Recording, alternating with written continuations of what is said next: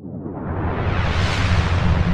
now on, I think I'm going to have to do my reviews after seeing a film 2 times.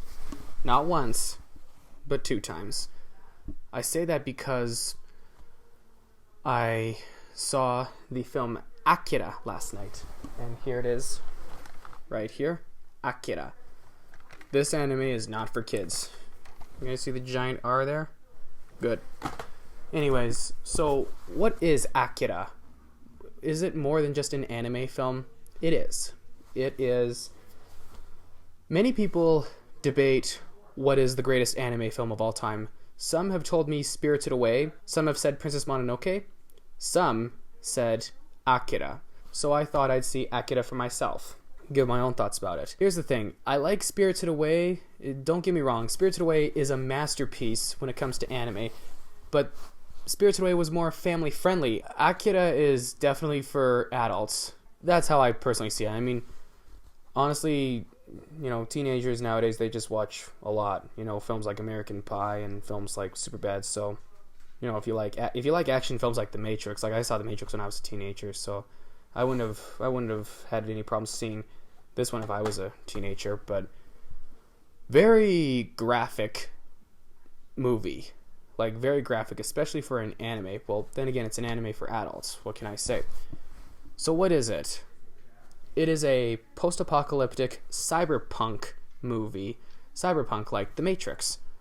Now, Akira follows a biker gang member named Tetsuo. And Tetsuo ends up getting psychic powers. And he just loses his mind. And himself, as a sad result.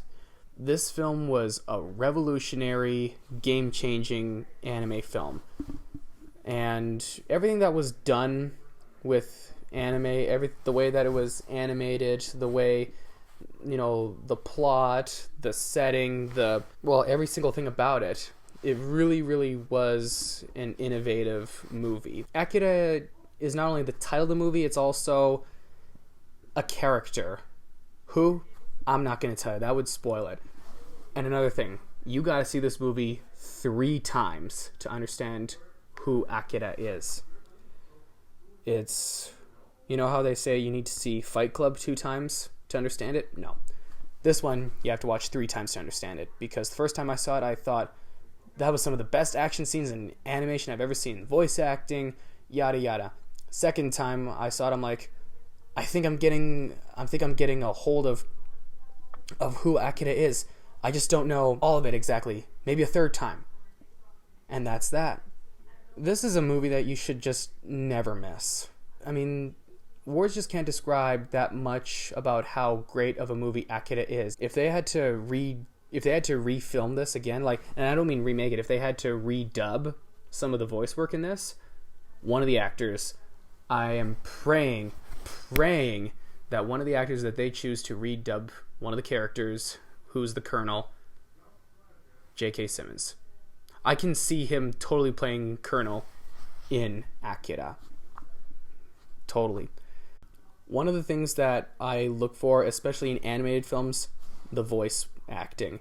I've seen a lot of bad voice acting before. Not only in movies or TV shows, but also in video games. In movies, prime example, don't even watch this movie, okay, you guys? Food Fight, okay? And you can hear Charlie Sheen, you can just picture Charlie Sheen in the recording studio saying, okay, I've said my line. You could just tell in Charlie's voice that he wasn't up for the job. But if you hear, like Rick and Morty, that is great voice acting. Like, you can tell in the booth that these actors are giving it their all. The Prince of Egypt, very well voice acting. I'm getting too off topic. Sorry, guys. Anyways, voice acting in movies is extremely critical. And this movie nails it. Akira has some of the best voice acting I've ever seen in any animated movie ever.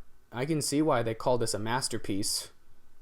Visually, voice acting, plot-wise, it's all in one. Sometimes movies are too good to review. This one, I knew in my heart it would be too good to review. So I decided to take the challenge and review it for ya.